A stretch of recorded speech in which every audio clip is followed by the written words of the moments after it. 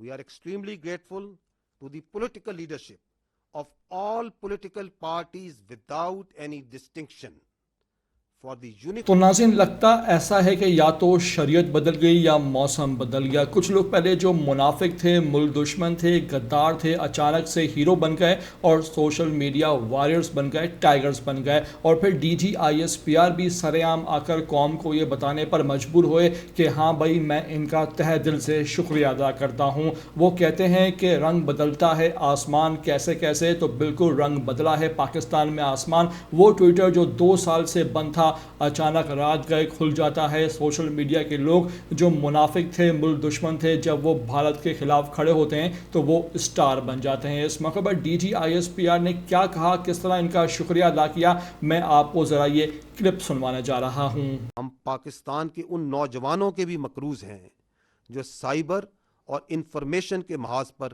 صف اول کے سپاہی بنے. ہم پاکستان کے متحرک اور بہادر میڈیا کے بھی شکر گزار ہیں جنہوں نے بھارت کے پروپیگنڈا اور جنگی جنون کے خلاف بنیان و مرصوص یعنی ایک آہنی دیوار کی طرح کھڑے ہوئے. We are extremely grateful to the political leadership of all political parties without any distinction for the unified resolve in support of their armed forces for the defense of our motherland.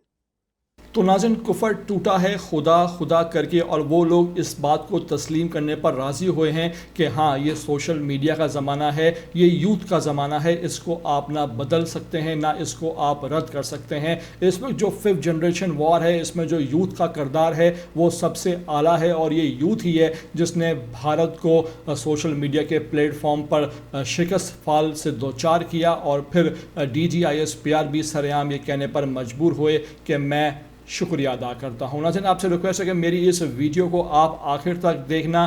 نئے آئے ہو channel پر تو لازمی اس کو آپ subscribe کرو, like کرو, share کرو, اور کمنٹ کر کے مجھے اپنی قیمتی رائے سے لازمی آگاہ بھی کیا کرو.